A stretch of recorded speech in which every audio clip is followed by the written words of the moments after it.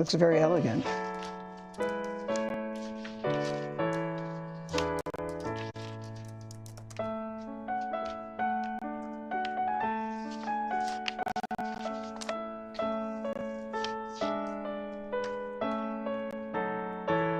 It is just now about 11:30, so there are 30 minutes left of the Joe Biden presidency. His team. What do they do, team, for the next half hour? You mean waiting till noon? Well, we're going to have there's a whole program yes. that's set to happen. The Vice President-elect, J.D. Vance, will be sworn in. We're going to hear from Cardinal Archbishop Dolan, who will deliver remarks. We are going to hear from Carrie Underwood, and there's going to be the Battle Hymn of the Republic and the Trump inaugural address. Performing and O America, please welcome the Armed Forces Chorus and America's tenor, Christopher D. Macchio. And we should note, at the White House, there is a flurry of activity as they are cataloging the President Biden's materials, getting them out, and then stocking the fridge, and the valet is hanging the clothes for the incoming president. It's a whirlwind of logistical precision to move one in and one out in the short period of time that this is taking place.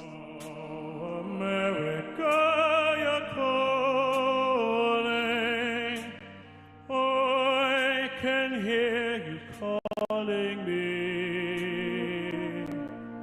you are calling me to pay true to thee, true to thee, I will be. Oh, America, no weeping, let there be wounded heart.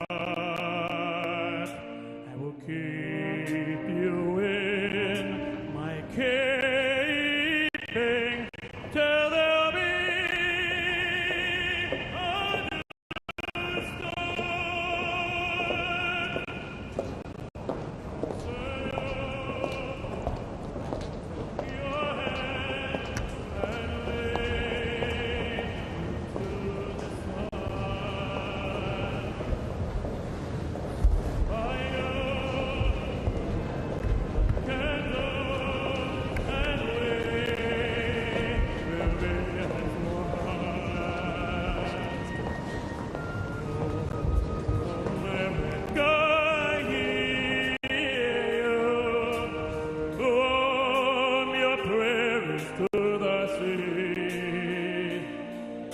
from your mountains.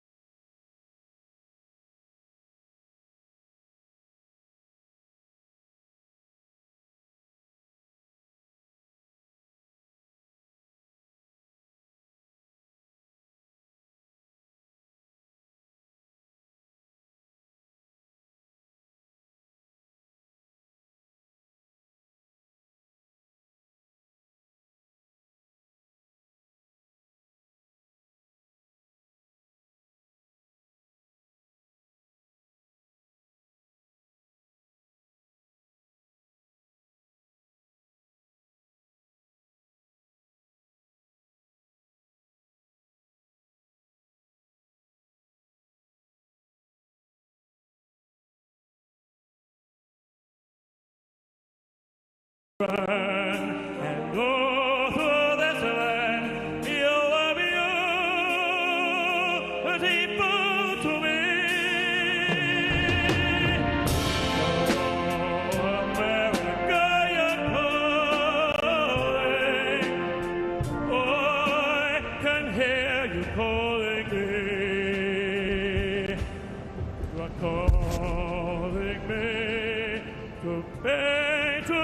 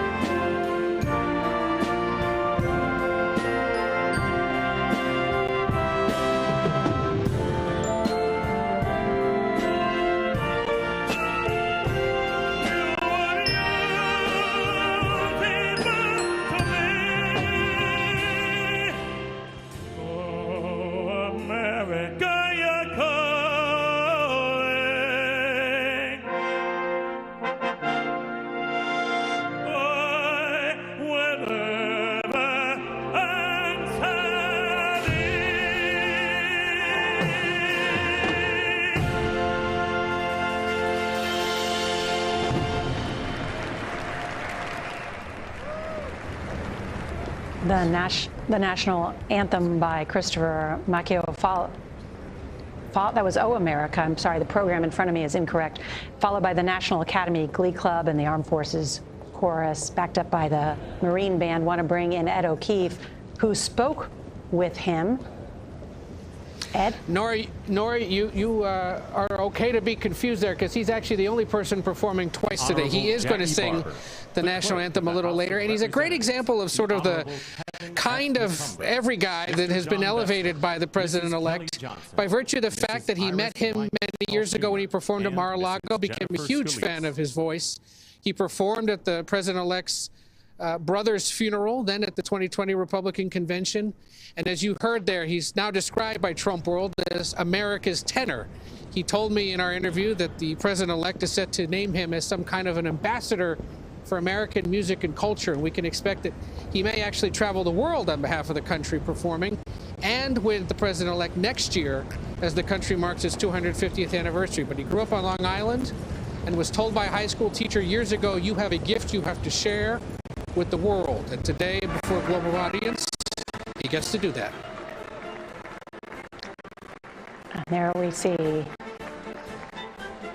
First Lady and the President-elect Donald Trump entering the U.S. Capitol Rotunda.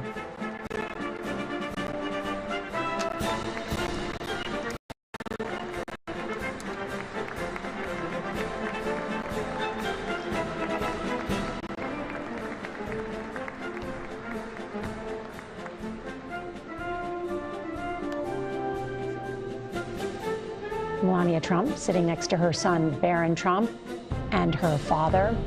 And if there's something that's changed in the last 8 years, it's Barron Trump, who has gained a couple feet there. He now stands at 6'7", towering over everyone in the room. Now a student at NYU, living in New York City. And it is cramped, you can see there. Yes. Everyone is packed in, as they have put more than 600 people inside the Capitol Rotunda, including many of the lawmakers and dignitaries. Escorting the President of the United States and the Vice President of the United States, ranking member of the Joint Congressional Committee on Inaugural Ceremonies, the Honorable Deb Fischer, House Democratic Leader, the Honorable Hakeem Jeffries, and Senate Majority Secretary, the Honorable Robert Duncan.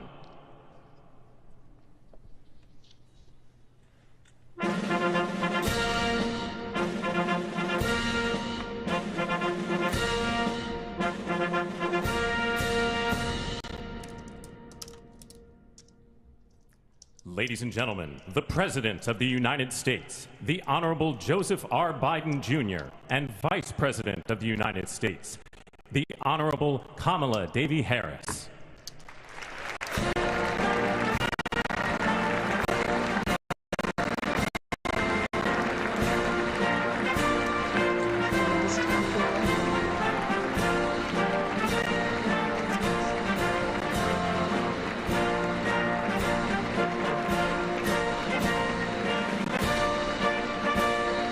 Building where his career was forged, the U.S. Capitol led to the U.S. presidency.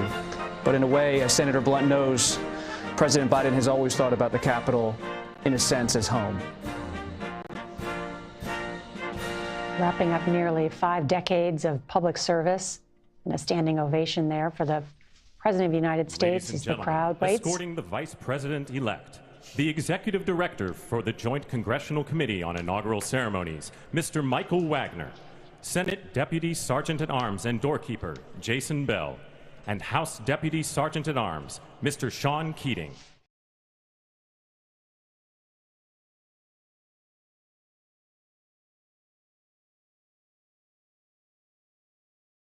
Calls for the Vice President-elect to be sworn in first.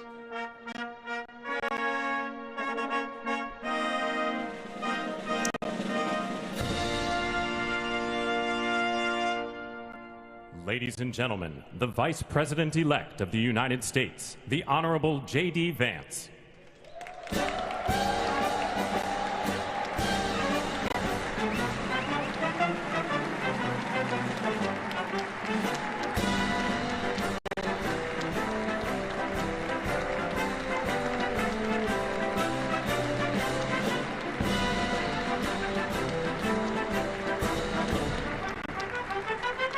And